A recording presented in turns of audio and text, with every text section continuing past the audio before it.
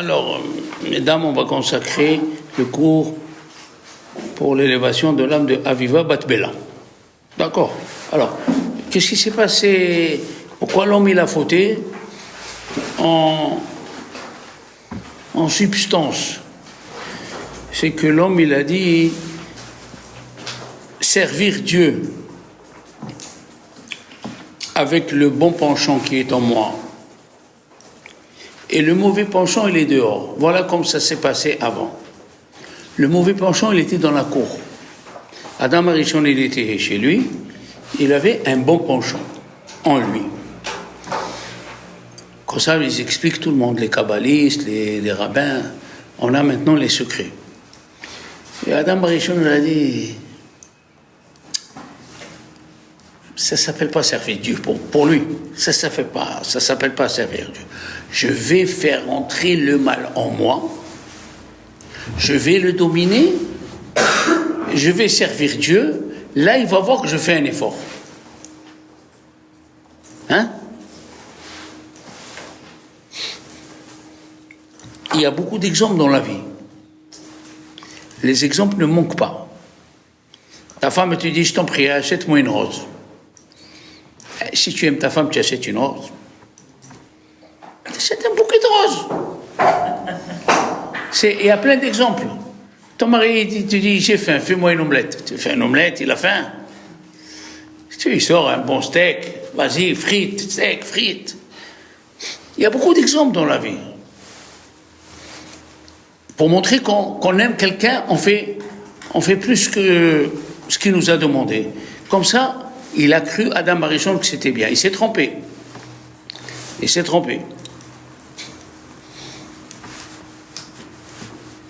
En substance,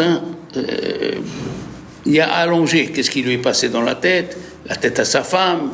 Qu'est-ce qui est passé dans la tête du serpent? Attention, c'est pas une histoire de Blanche-Neige. Hein. Le serpent, c'est pas un serpent. Hein. Eh oui. Le serpent, c'est pas un serpent. Faut pas avaler n'importe quoi qu'on vous raconte. Hein. La Torah, elle dit un serpent, c'est quoi cette histoire? On n'est pas dans une école de petits. Le serpent, c'est un ange. C'est un ange. Le serpent, le vrai serpent était à deux pattes, il était très beau. Et c'est un ange qui est rentré dans cet animal qui était très beau, qui est venu parler à Chava. Vous avez compris, madame? Oui. Hein, moi aussi, quand j'étais petit, le serpent, c'est quoi ça? Depuis quand le serpent il parle? Depuis quand? Ça, c'est la deuxième chose. Il y a la troisième chose. La troisième chose, pourquoi Hachem, il a créé Alexia, il a créé Elsa, il a créé Shalom, il a créé Mathilde, comment vous appelez? Gisèle. Pourquoi il a créé Gisèle? Qu'est-ce qu'elle avait besoin? Des questions fondamentales. Même le goy dans la rue, Olivier, Berthe, je ne sais pas qui, qu'est-ce qu'il avait besoin? Hachem, c'est une entité très forte, maître de tous les pouvoirs. Il s'est cassé la tête pour nous créer à moi, à Elsa, qu'on profite d'une bonne tarte aux pommes à la fête, d'un bon café. Est-ce qu'il a besoin de ça, Dieu? Et c'est pour ça qu'il y a des groupes de philosophes qui disent Dieu n'existe pas. C'est quoi cette histoire-là? Ou Dieu existe, il a créé le monde, mais il n'est pas dans une tarte aux pommes, quand même, Dieu. Il n'est pas dans un boudoir. Deuxième truc, troisième. La troisième chose, écoutez bien. Je l'ai dit dans le discours à la Yeshiva. Il écrit « Faisons l'homme à notre image ». Pourquoi tu dis « faisons » au pluriel? C'est ce qui donne à beaucoup de monde à se tromper. Faisons. Donc ils étaient plusieurs pour construire l'homme, pour créer l'homme. D'où les nations qui sont... ils font de l'idolâtrie. Ils disent, il y a tel Dieu qui a assisté, le premier Dieu, et celui-là, parce que c'est écrit, faisons l'homme au pluriel. Il faut comprendre les textes. Gisèle, tu comprends? Notre religion, elle est basée sur les textes. Les textes, mes amis, c'est la parole divine, c'est pas la parole humaine. Nous, si on parle, on peut dire il s'est trompé, on peut dire il a dit autre chose au lieu de dire ça. Mais chez le bon Dieu, ça n'existe pas. C'est quoi faisons l'homme? Il faut que vous compreniez, moi aussi j'ai compris ça, mais je vous le transmets. Nous sommes des transmetteurs, d'accord? On n'a pas ajouté un plus. Alors écoutez bien. Le plus grand cadeau que Dieu a donné à l'homme, c'est le libre arbitre. Eh oui, le choix, c'est le plus grand cadeau. À chaque seconde de la vie, tu as la liberté de dire je veux pas ou je fais pas. C'est le plus grand cadeau que Dieu nous a donné, c'est le libre arbitre. Tu peux dire non, à chaque instant. Et surtout chez nous, dans la Torah, il y a une mitzvah qui appartient à la femme et pas au mari. Si le mari lui dit ce soir on se retrouve, elle lui dit non, il ne peut pas l'obliger. C'est la seule mitzvah où c'est la femme qui domine. Il n'y a pas. Laisse-moi tranquille, tu m'as énervé, laisse-moi me calmer. Bon, prends un exomile. Je vais le prendre, je vais dormir, tu ne vas plus me voir. Le libre arbitre. On a le libre arbitre, c'est un cadeau du bon Dieu. Je veux pas, à chaque instant, comme le bon Dieu. Il nous a donné le libre arbitre. Mais écoutez bien. Et là, ça, mes paroles sont les paroles de Ari Akadosh, celui qui a expliqué le Zohar d'une façon extraordinaire, Ari Akadosh, et les paroles de Rabbi Shimon Bar Yochai dans le Zohar, et les paroles de Rabbi Chaim Mivolojin, l'élève du grand Devina. Vous allez comprendre beaucoup de choses. Il y a écrit dans la Torah, il faut prendre des notes, madame. Non, je prends. Mais je ne te vois pas écrire. J'ai mon stylo. Il faut écrire, sinon je vais écrire à ta place. Tu sais pas, c'est des trucs que pas tout le monde connaît. Faisons la personne. Naase Adam bidmotenu. Faisons l'homme à notre ressemblance. Est-ce que Dieu a une forme de corps pour lui ressembler? On peut dire, je ressemble à mon père, j'ai le même visage. Ou dans les actions. Moi, j'ai donné le nom de mon père à mon fils, c'est complètement mon père. Hein? Oui, dans sa façon de parler, dans sa façon d'agir. Mon père, il se lavait 4 fois par jour. Il se changeait 4 fois par jour, c'est comme ça. Eh bien, j'ai un fils, il se change 4 fois par jour. Vraiment, tu peux dire, ah oui, là, ça c'est pour les êtres humains. Mais comment on peut dire à Dieu qu'on lui ressemble? Tout ça, je vais essayer de répondre, hein, d'après ce que j'ai compris. Si je me trompe, que Dieu me pardonne. Hein? Tu me pardonnes, Corinne? Que Dieu nous pardonne. Dieu, il a dit, je vais créer l'homme. Et c'est aussi les paroles d'un grand philosophe juif religieux, très religieux, d'Italie, Rabbi Moshe Chaim Luzzatto. Vous avez dû entendre parler de Luzzatto. Il est né à Padova, en Italie, à 30 km de Venise. Et moi, j'étais dans la synagogue de son oncle.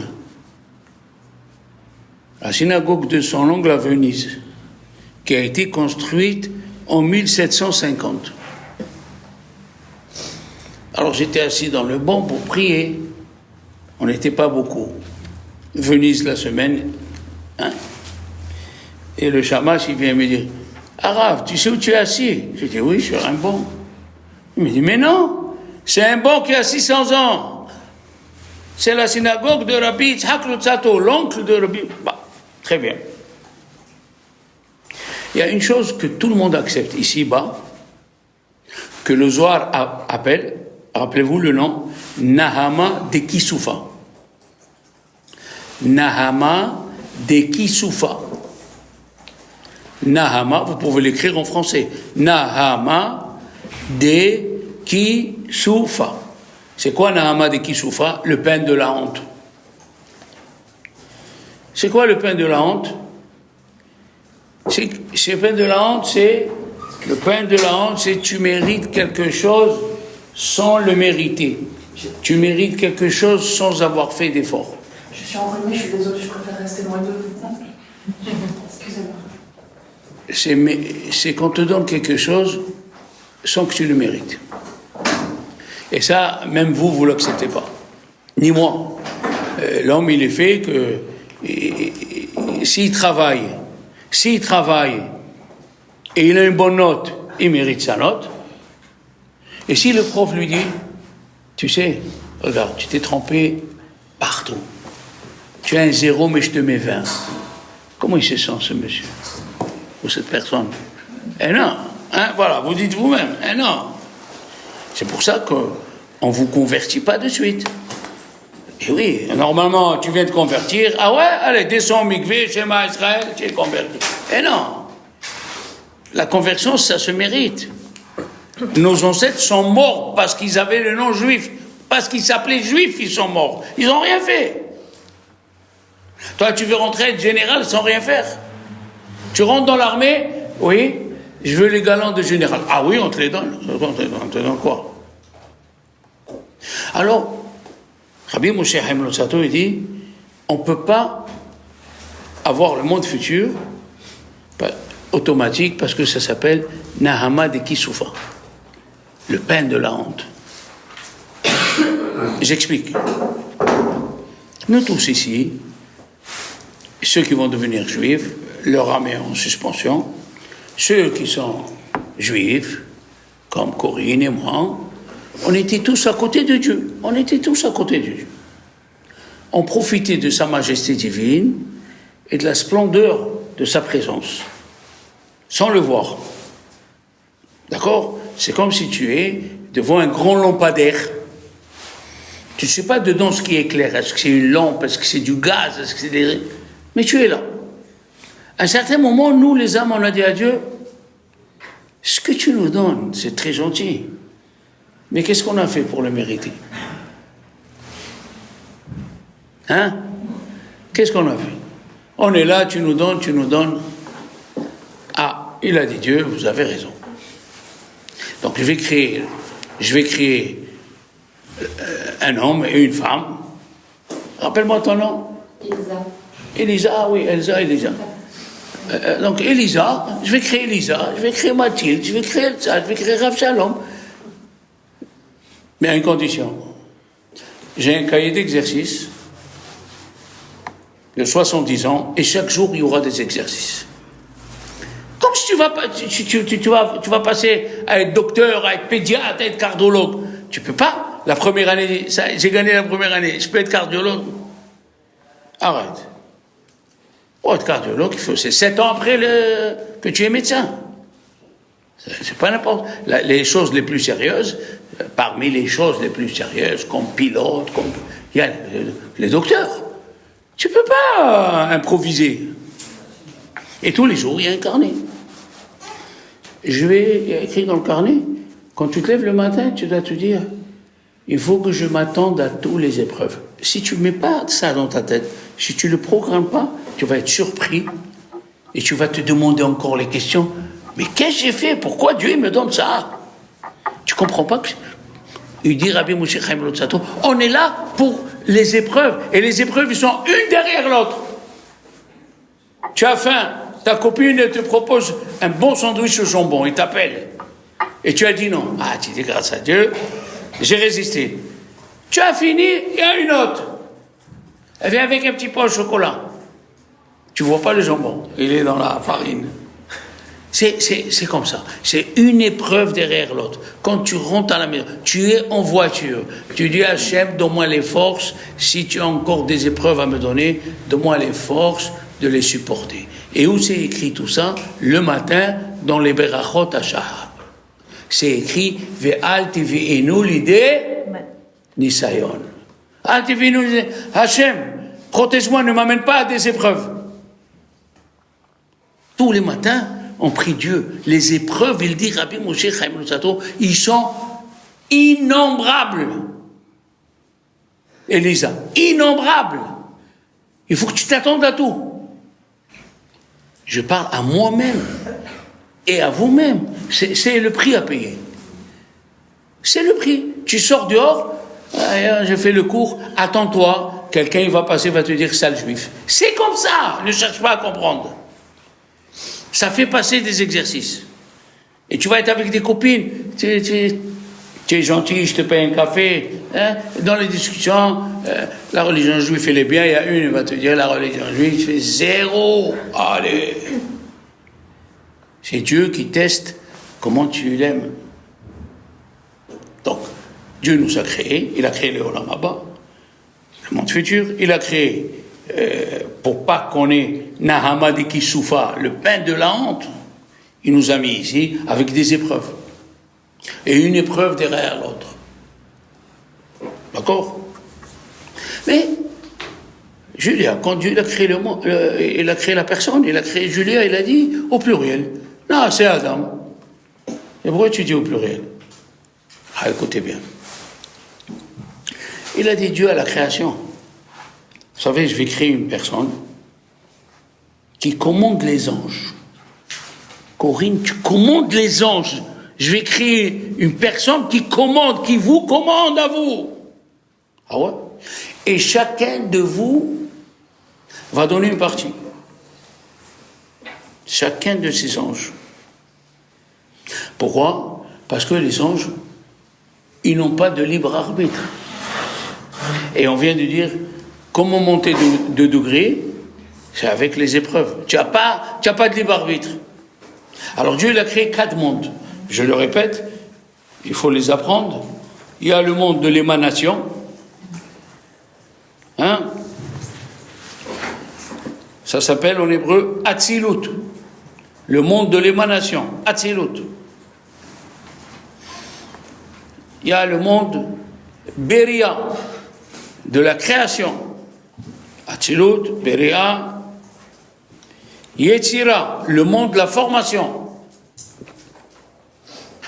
Atzilut, émanation.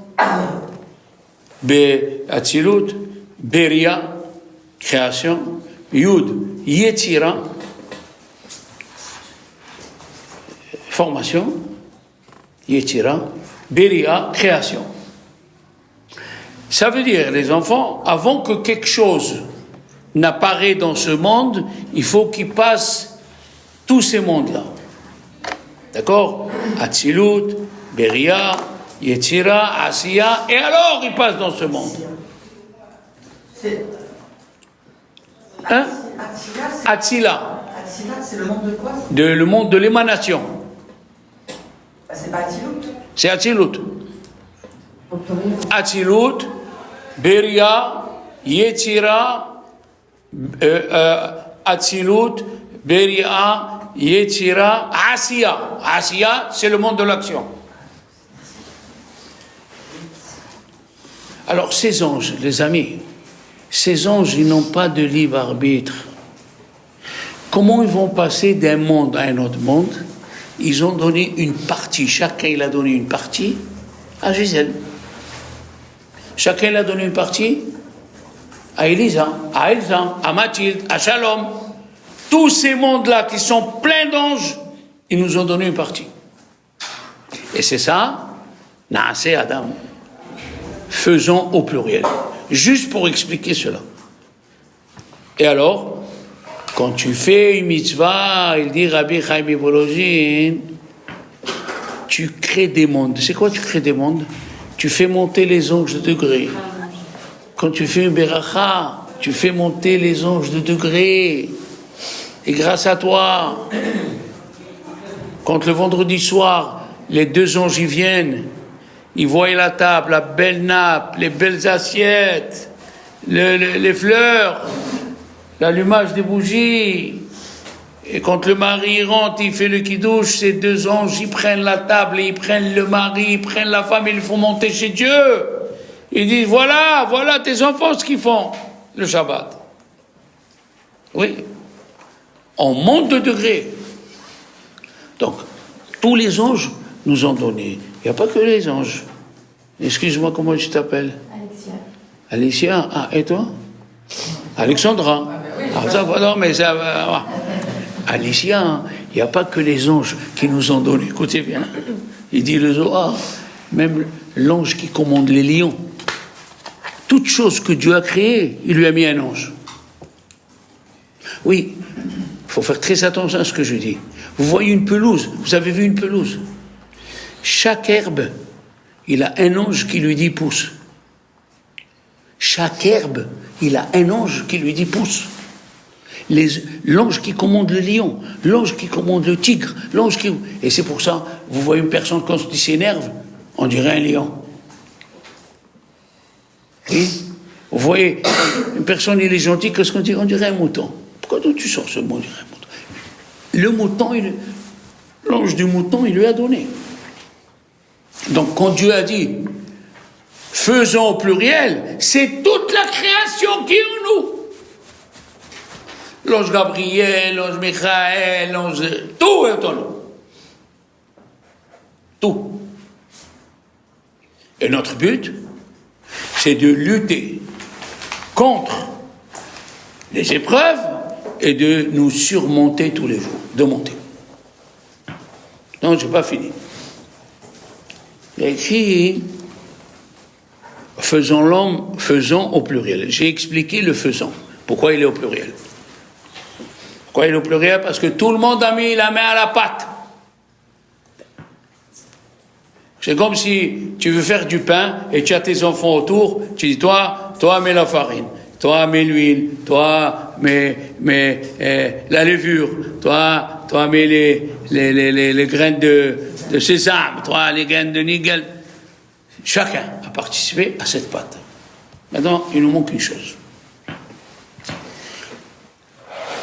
Faisons au pluriel. Mais qu'est-ce que ça veut dire Betsalmen? À notre image. What is this? C'est quoi à notre image? Alors, j'ai expliqué pourquoi tous les anges y sont en nous, pourquoi toute la nature elle est en nous, parce que nous, on est plus fort que les anges. On peut donner des ordres aux anges. Oui, les tzadikim donnaient les ordres aux anges.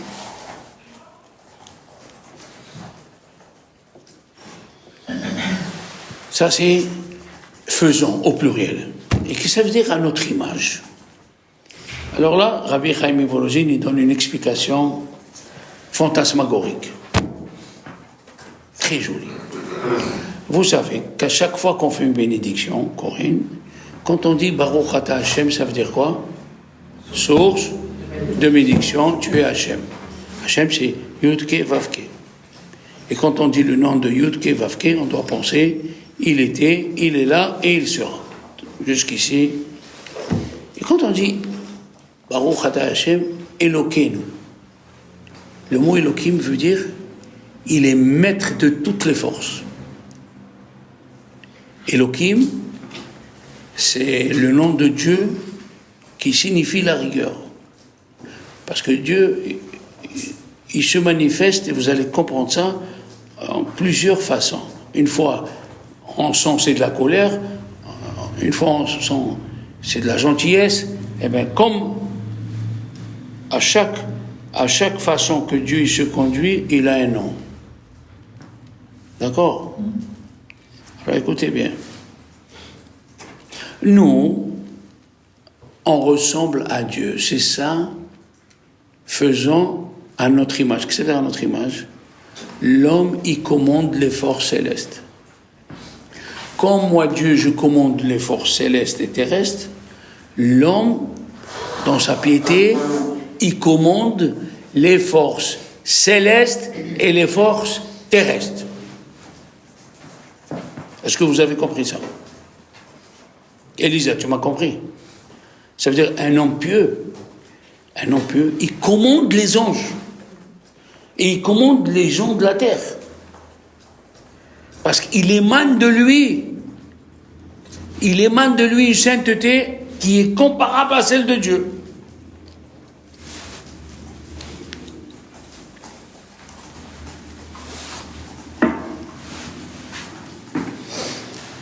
Je continue dans cette lancée.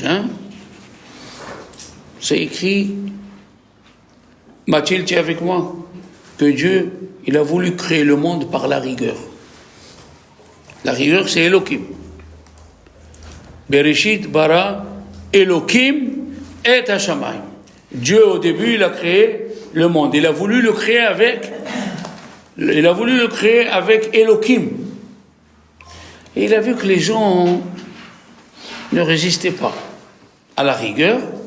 Il a ajouté Midat Arahamim. Beyom Asot Hashem Elohim. Avant le Shabbat, c'est écrit, quand Dieu il a fait Beyom Asot Hashem Yudke Vavke Elohim. Voilà ce qui est écrit dans la Torah. Mais est-ce que Dieu il est sujet à un changement? Est-ce que Dieu c'est un être humain? Nous, entre nous, on peut dire, j'ai changé d'avis. Qu'est-ce qu'il y a? J'ai pas le droit de changer d'avis. J'ai changé d'avis, Maïesh. On ne peut pas dire ça sur Dieu. Alors, comment comprendre? Dieu, il a voulu créer le monde avec la rigueur et il a associé la miséricorde. C'est quoi ça? On ne peut pas dire ça de Dieu. Comme ça posent les grands rabbins. Élisa, les grands rabbins. C'est quoi ça? Dieu, il a écrit dans le prophète, moi je suis le premier et le dernier, j'ai pas changé. L'oshiniti, j'ai pas changé. Alors, comment tu as changé ici? D'abord, on va expliquer pourquoi Dieu a voulu créer le monde avec la rigueur. La rigueur, Mathilde, c'est ce que tu mérites. Je te donne pas de la mendicité, Elsa, tu as compris? Quand je te juge avec la rigueur, je te donne ce que tu mérites comme un patron, il voit combien d'heures tu as fait. Tu es venu aujourd'hui, tu as fait 45 minutes. Tu es venu hier, tu as fait 52 minutes. Il juge combien? Toi, tu prends ton argent, tu es contente. Tu as pris ce qui te revient. Ça, c'est la rigueur. Hachem, il n'aime pas la miséricorde. Ah ouais, c'est étonnant de le dire, mais c'est comme ça. Hachem, il n'aime pas la miséricorde. Il aime te donner ce que tu mérites. Oui, ce que tu mérites. Et quand tu as ce que tu mérites, tu es contente. À la fin du mois, tu as travaillé tout le mois, tu es embauché pour 2260 €. Un exemple. Il vient le patron et dit, allez, ce mois, je te donne 10 000. Tu te sens gêné. Si tu es une personne de constitution normale, tu es gêné. Pourquoi il va me donner 10 000? Qu'est-ce qu'il a dans la tête? Je mérite 2260, c'est 2260. Hein? Il y a des personnes dans la Torah qui ont dit à Dieu, je veux la rigueur. Je ne veux pas de cadeaux. Nous avons Rabbi Akiva. Rabbi Akiva, quand mon cher Rabbeinu est monté dans le ciel, les enfants, il a trouvé Dieu qui mettait des enjoliveurs sur les lettres. Ça s'appelle les tagim. Est-ce que vous avez vu ça une fois dans le Sefer Torah? Eh bien, Alexandra, elle dit, oui, et toi, tu as vu? Oui. D'où le mot tagué en français. C'est les tagim. Alors, mon cher Rabbeinu, il a dit à Dieu, qu'est-ce que tu fais? Il a dit, je fais des tagim. Et ça sert à quoi? Il a dit, il va venir un homme qui s'appelle Rabbi Akiva, et sur chaque tag que j'ai mis, il va faire des halachot. Ah ouais? Oui, il est ce monsieur, il a dit, retourne derrière toi. Il est retourné, il est rentré dans la yeshiva de Rabbi Akiva, dans le ciel encore. Il n'était pas là, Rabbi Akiva. Et il y avait 7 rangées. Il s'est assis à la première rangée, il n'a rien compris. Il est passé à la deuxième. De la deuxième à la troisième. C'est quoi 1, 2, 3? C'est ceux de la première rangée qui ont compris, expliquer à ceux de la deuxième. Ceux de la deuxième qui ont compris, expliquer à ceux de la troisième. Et lui, il était à la 7e, il ne comprenait pas. Jusqu'à qu'un élève a demandé à Rabbi Akiva, et ça, arabe, ça, c'est quoi ça? Cet halakha? Qu'est-ce que c'est cet enseignement? Il a dit, halakha le Moshe Sinaï. Ça, on l'a appris de Moshe à Sinaï. Ah, il s'est calmé. De quoi il s'est calmé? Qu'on peut connaître, on peut jongler avec la Torah, mais on ne sort pas de ce qu'on a reçu par tradition. Rabbi Shlomo ben Ideret, qui était en Espagne en 1250, il a dit la tradition de notre grand-mère, elle est plus grande qu'une loi de la Torah. Ça veut dire qu'ils l'ont reçu de père en fils. Pourquoi on fait Pessah, Elisa? On a fait ça chez nos parents. Et nos parents, chez qui ils l'ont vu? Chez leurs parents. Et leurs parents, chez qui ils l'ont vu? Donc c'est obligatoire qu'un jour, on était en Égypte. C'est pas des histoires. Alors il lui a dit, tu as un homme comme ça, regardez la modestie de Moshe Rabbeinu, tu as un homme comme ça et tu veux donner la Torah par moi, donne-le par lui. Lui, c'est un homme exceptionnel. Il a dit non. Il a dit bon, si c'est un homme qui sort de l'ordinaire,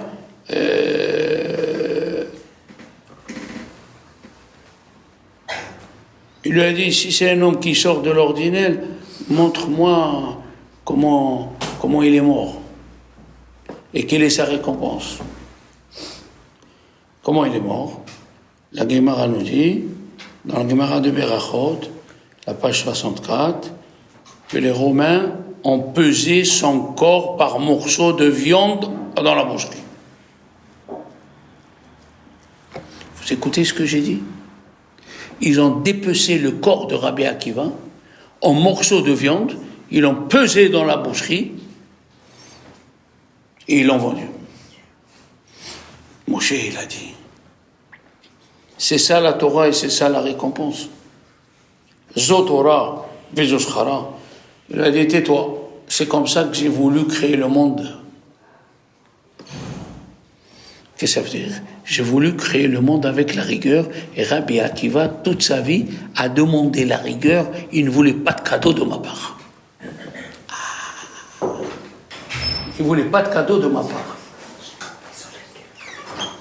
Hachem, voilà, tu as une chaise. Hachem, il a dit, c'est Rabbi Akiva lui-même qui a demandé. Hachem ne me donne pas de cadeau, je veux pas de cadeau. Tu veux pas de cadeau? Qui est la deuxième personne? Rabbi Yehuda Anassi. Rabbi Yehuda Anassi, Michel, il a dit à Dieu, moi je veux pas de cadeau. Moi je veux que tu me donnes ce que je mérite. Ah bon? Tu veux pas de cadeau? Il a dit non. Un jour, un veau, il était assis, Rabbi Yehuda, il étudiait, un veau est passé avec le boucher et il est venu se mettre sous son manteau. Les grands-rabbins, ils avaient des grands manteaux. Et qu'est-ce qu'il lui dit? Rabbi Yehuda? Il lui dit, va, tu es né pour qu'on t'égorge. C'est ce qu'on fait à un animal, cachère, oui. Il a dit, c'est comme ça, Dieu, il a dit, c'est comme ça qu'on parle à un animal. 13 ans de souffrance, il a eu 13 ans. Jusqu'au jour où il a vu sa servante qui balayait des petits lapins, des petites belettes, on ne sait pas exactement, et Rabbi Yehuda a dit, non, tu leur fais de la peine, laisse, c'est écrit dans la Torah, il faut avoir pitié des créatures de Dieu. Les hémorroïdes se sont arrêtés. C'est une personne qui a dit à Dieu, je veux la rigueur. Je ne sais pas, mais moi j'ai eu les hémorroïdes. Je vous dis franchement, c'est très douloureux. Le mot il est encore petit. La Gemara dit que Rabbi Yehuda, il avait tellement mal que les marins sur le bateau, il habitait à côté de Césarée, les marins sur les bateaux écoutaient ses cris quand il allait aux toilettes. C'est très douloureux. Mais il a demandé la rigueur. Qui a demandé la rigueur? Rabbi Shimon bar Yochai. Il a passé 13 ans, Elsa, 13 ans, dans un trou avec son fils. Il enlevait ses habits et il se remplissait de terre jusqu'au cou avec Élionavi qui lui enseignait la Torah. Parce que pour apprendre tous ces secrets, il ne fallait pas qu'il soit encore un être humain. Il fallait qu'il disparaisse. Et lui, il a dit, je peux aider le monde entier à être sauvé le jour du jugement. Ouais. C'est trois personnes. Il y a encore un autre, un patriarche, qui s'appelle Yaakov. Yaakov, il a dit, Imi Elohim, il m'a dit. Quand il est arrivé, il s'est levé, il a dit, si Elohim est avec moi, qu'est-ce que ça veut dire si Elohim est avec moi? Il a dit la rigueur. Il a dit le Ramban Rabbi Moshe Bar Nachman. Yaakov, il a demandé à Dieu, je veux que tu te conduis avec moi avec la rigueur. Chaque fois que je fais le plus petit péché, tape-moi. Qui c'est qui parle comme ça? Hein? Et pourtant, les rabbins, il y a des rabbins, des... Alors, il y a un rabbin qui s'appelle Rabbi Abraham Chour.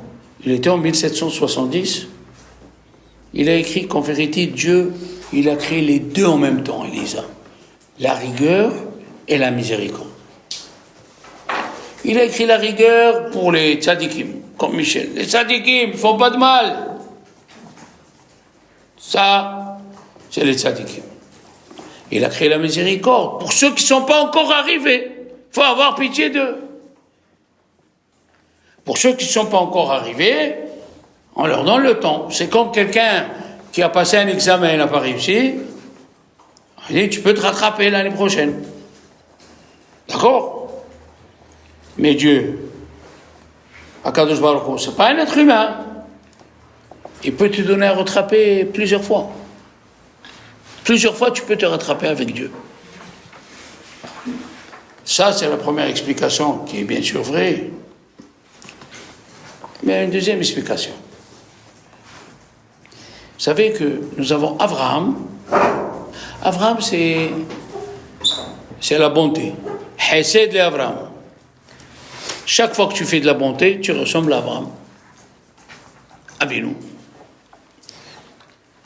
Et plus ça te fait mal, quand tu fais la bonté, et plus tu arrives au degré d'Abraham, quand il a reçu les anges, où ça lui faisait très très mal le 3e jour de la circoncision, où il a eu toutes les bénédictions du monde. Après, nous avons Yitzhak. Yitzhak, c'est la rigueur. Yitzhak, c'est la rigueur. Après, nous avons Yaakov, c'est le mélange des deux. C'est la perfection. La rigueur avec la miséricorde. Nous avons eu Berish et nous avons eu Rosh Hashanah. Rosh Hashanah, c'est la rigueur. Nous avons eu Yom Kippourim. Kippour, c'est la miséricorde. Nous avons Shavuot. Shavuot et Shemini Atzeret. Un, c'est la rigueur mélangée avec la miséricorde. C'est Sukkot. Sukkot, Rosh Hashanah, Kippour, Sukkot. Sukkot, c'est la rigueur. Sachez que chaque fois qu'on faisait un sacrifice au temple, il y avait l'autel, on va dire c'est ça l'autel, voilà le carré. Il y avait 4 bouts qui ressortaient, et ici, du côté gauche, il y avait un carré qui ressortait où il y avait un grand trou et un petit trou. Un grand trou, c'est pour les libations de vin.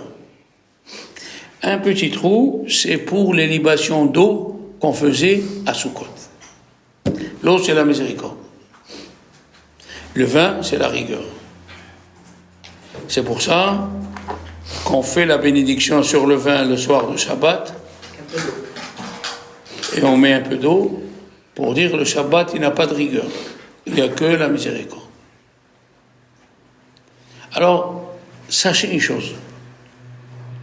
Que Dieu, ce qu'il veut de nous, il nous ramènera jusqu'à qu'on mérite le Olam Haba selon la rigueur. Tu n'as pas voulu te couvrir les cheveux. Tu as fait Shabbat, tu as fait kasher, tu as mangé kasher, tu as fait Shabbat, tu as fait la tzniut. Tout ça, c'est pour pas que tu rentres à Gehinnom, pour pas que tu rentres dans l'enfer. Mais pour avoir Olam Haba, il faut que tu sois parfaite. Pas qu'une fille, même un homme. Un homme, il a fait Shabbat, il a mangé kasher, il a mis les tefilines, il a étudié la Torah. Tout ça, c'est pour pas qu'il rentre à Gehinam. Pour rentrer en Olam Haba, il faut qu'il apprenne tout le chasse, tous les Mishnayot. Alors tu vas me dire, c'est pas juste. Et il a tout fait dans sa vie, ce monsieur. Parce qu'il n'a pas étudié la Gemara, alors c'est pour ça, les enfants, vous allez apprendre beaucoup de choses dans cette paracha, il faut la refaire. Il y a le Olam Haba terrestre, Gisèle, et le Olam Haba céleste. Il y a deux Olam Haba. Il y a deux paradis. Paradis terrestre et paradis céleste. C'est quoi? Paradis terrestre, c'est ceux qui n'ont pas fini d'étudier toute la Torah.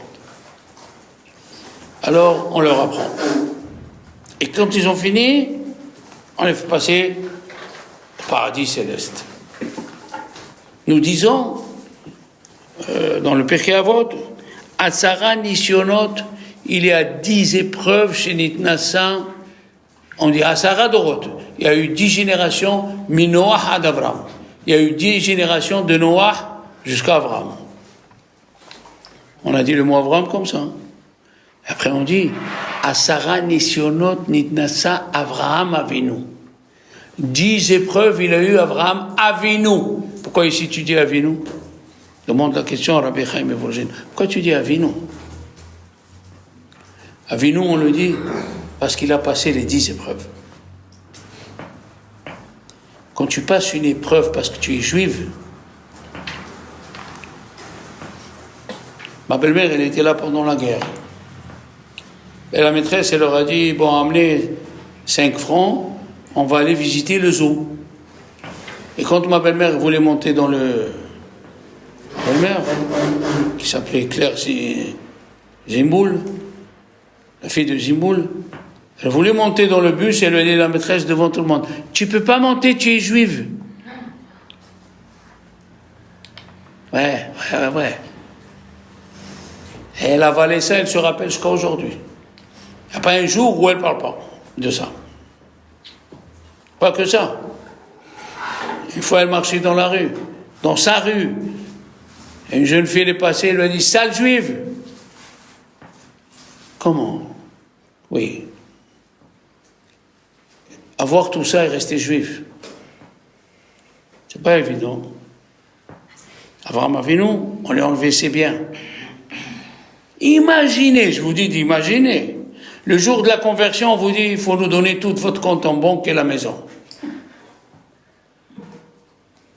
Oui, Michel, c'est une épreuve. Elle n'est pas, ça n'existe pas. Mais si c'est une épreuve, qu'est-ce qu'il faut faire? Tu veux te convertir? Ben, le premier qui s'y convertit, c'est qui? C'est Avraham Avinu. On lui a enlevé ses biens, on lui a enlevé sa maison, on l'a mis 10 ans en prison. Imagine-toi si pour devenir juif, il faut passer par ça.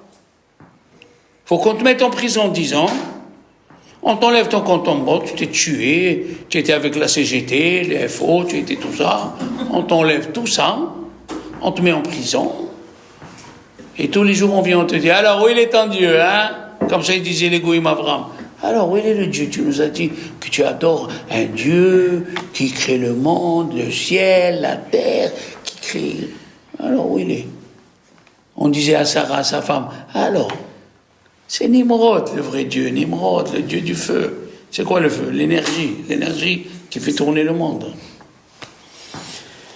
Abraham, il a passé tout ça. Et chaque juif, ou chacun qui veut devenir juif, il passe tous ces épreuves en petit. Pas comme Abraham, mais en petit. Tu vas perdre l'argent parce que tu es juif. Et ouais. Tu as plus de qualifications dans tes diplômes, moins que Olivier. Eh bien, Olivier va toucher 10 000 euros par mois et toi, tu vas toucher 2 500 euros. Pourquoi? Parce que tu es juif. C'est comme ça. Ce monde, c'est un monde d'épreuves. Je vous l'ai dit dès le début. Et il faut prier Dieu à chaque instant. L'homme, quelle est là? Quelle est l'idée maîtresse de tout le livre de Bereshit? C'est la prière. Quand Dieu il a voulu créer l'homme, il a fait monter de l'humidité de la terre, et il est monté dans les nuages. Et Rachid dit, pourquoi il a monté dans les nuages? Comme ça, quand il veut créer l'homme, quand il veut le modeler dans l'argile, la pluie va tomber, et la prochaine fois, celui qui va être créé Adam Arishon, il va prier pour la pluie, pour qu'elle descende la pluie avec la prière. Pour ceux qui ont lu en français, c'est très important. Pour ceux qui ont lu en français, Dieu, il a créé les végétaux, quel jour, les enfants? Mardi. Mardi, il a écrit 2 fois le mot Kitov. Et qu'est-ce qui s'est passé? Madame Lakache, qu'est-ce qui s'est passé? À Louche? Ouais, comme ça tu souris un peu. Madame Malouche, qu'est-ce qui s'est passé? La terre, elle n'a pas sorti. Elle n'a pas sorti ni les ananas, ni les betteraves. Oui. Parce qu'il fallait que ça soit l'homme qui cultive. Eh bien, c'est faux. C'est pas ça, chérie, c'est pas ça. Apprends comme moi. Moi, j'ai appris, je te le transmets. Quand il a créé Adam Arishon, avant de le faire entrer dans le monde, dans Olamaba, Alexandra, Adam Arishon, il voit des petites courgettes à peine, des petites carottes, c'est quoi ça, des petits haricots? Il a dit à Dieu, c'est quoi ça? Il a dit, c'est quoi? C'est des légumes et des fruits. Mais c'est trop petit. Il a dit, ils ne pousseront que quand tu prieras pour la pluie. Tu pries pour la pluie? Il s'est mis à prier à Adam Arishon, Machibaroua, Morida Keshem, Hashem, on voit la pluie, on voit la pluie. Il a envoyé la pluie, et est sorti des carottes, mon ami, d'un demi-mètre. Et il est sorti des aubergines. Si tu pries pas, mon Rav me disait, tu as de l'argent, tu es plein de l'argent. Tu rentres chez le boulanger, tu lui dis, il y a du pain, tu dis, il n'y a pas. Comment il n'y a pas? Mais tu es boulanger. Ben, il n'y a pas eu de récolte. Comment il n'y a pas eu de récolte? Ben, il n'a pas plu. S'il n'y a pas la pluie, Michel, il n'y a pas de blé. S'il n'y a pas de blé, il n'y a pas de pain. Tu peux avoir de l'argent et tu peux mourir de faim. Vous savez qu'il y a Rothschild, le premier des Rothschild, il était religieux. Il a écrit il disait chaque fois, je peux mourir de n'importe quelle façon que Dieu y veut, sauf de la famine. Vous savez ce qui lui est arrivé? Qu'est-ce qui lui est arrivé, Corinne? Il est mort dans son coffre. Il est mort dans son coffre-fort. La porte s'est fermée. Et avec son sang, il a écrit sur la porte, je suis mort de faim. Eh oui, Michel. Tu as compris? Il y a un autre. Vous achetez tous les olives Ben Soussan. À Superca, il y a les olives. Olives Ben Soussan. Il est archi-milliardaire à Lyon. Et, pour pas qu'on vienne lui voler, il a mis partout des codes et des codes. Le code, premier code, deuxième code, troisième code, sa chambre, une code. Un jour, il a eu un malaise. Il n'y a pas le code. Personne ne pouvait rentrer, même les pompiers. Trop de code. Il est mort, code. Ça veut dire, voilà, l'homme, il est né pour prier. Dieu, il a dit à Adam Arishon, la première des choses, si tu pries pas, ça pousse pas. La femme, elle veut que ses enfants, ils sortent bien, qu'il leur arrive rien. Qu'est-ce que tu fais pour ça? Il faut prier, Michel, tu as compris. Il faut prier tous les jours. Tu allumes, tu lis une halakha, tu pries à Hachem, qu'il n'arrive rien à mes enfants, à mes petits-enfants. Il y a écrit, Avram Avinu, il est arrivé dans la ville de Shechem. Qu'est-ce qu'il nous raconte? Qu'il faisait du tourisme? Non. Rachid dit, il est venu prier pour les fils d'Yaakov que 150 ans après, ils vont faire la guerre aux gens de Shechem. 150 ans après, ils vont faire la guerre contre les gens de Shechem pour être sauvés. Eh bien, 150 ans avant, Avraham Avinu, il prie, Gisèle. Après, c'est écrit, il est arrivé, il a planté sa tente à côté de Haï. Et pourquoi tu nous dis l'endroit, quoi? Quel enseignement? Eh bien, la Torah nous dit, le Midrash dit, Haï, c'est la ville, la deuxième ville où Yeshua a fait la guerre. Et parce qu'un juif a fauté, Dieu il devait tuer tous les juifs. Et Avraham Avinu, 450 ans avant, il s'est mis à prier qu'il n'arrive rien à Yoshua. À chaque instant, on doit prier. À chaque instant, on doit prier. L'homme, il est né pour prier. Yaakov, il a prié. Avraham a fixé Shahrit. Isaac a fixé Minha. Yaakov, il a fixé Arvi. Dans toute la paracha, on parle de prière. Et Dieu, il dit à Noach, dans la paracha qui vient, j'appellerai ces eaux, les eaux de Noach, par ta faute. Quelle faute il a fait, Elisa? Qu'est-ce qu'il a fait? Dieu lui a dit construire une... C'est pas que je fais des... Ah, Corinne, quand il est sorti de l'arche, qu'est-ce qu'il a vu? Des squelettes. Il a vu des tas de squelettes. Il a vu des animaux morts, des squelettes. Il a dit à Dieu, mais qu'est-ce que tu as fait? Pourquoi tu as détruit ton monde? Qu'est-ce que tu as fait? Il lui a dit, Dieu, espèce de berger fou, quand je t'ai dit que je vais amener le Maboul, qu'est-ce que tu as fait toi? Est-ce que tu t'es bien prié? Tu n'as pas prié. Tu as dit, qui c'est moi? Moi je suis Elisa, une petite fille. Moi je suis Elsa, une petite fille que Dieu a créée. Qu'est-ce que c'est Dieu? Il va écouter ma prière. Dieu il attend ta prière, tu comprends pas? Vous savez qu'on était, Michel, on nous disons Moridatal. Et si quelqu'un s'est trompé, il a dit Machi Varwa Morida Geshen. Qu'est-ce qu'il fait, Elsa? Il doit recommencer. Dis-moi, on est combien de juifs compris? Admettons, tous les juifs, ils sont religieux. On est 18 millions compris. Il y a un il s'est trompé. Il a dit Mashivaro Amorida Geshem. Qu'est-ce qu'il y a? Je sais pas. La mer ne va pas tomber. Oui. Tu sais pas que quand quelqu'un se trompe, ça veut dire qu'il est confus. S'il est confus, même si c'est un, Dieu il écoute sa prière. Une personne s'est trompée. Vous savez, à Jérusalem, je vous l'ai raconté, pendant les mois d'hiver, il n'y avait pas de pluie. C'est grave s'il n'y a pas de pluie. Les murs, ils se lézardent, les puits. Ils sont venus voir Rabbi Yitzhak Kadori. Il leur a dit, allez, telle rue, tel numéro. Ils sont allés, ils ont tapé. Une femme a dit, oui, bonjour. Elle a dit, on peut rentrer à la maison, vous parlez. Ils sont rentrés. Qu'est-ce qu'ils ont vu? La maison sans toit. Il a dit, mais comment vous faites pour dormir?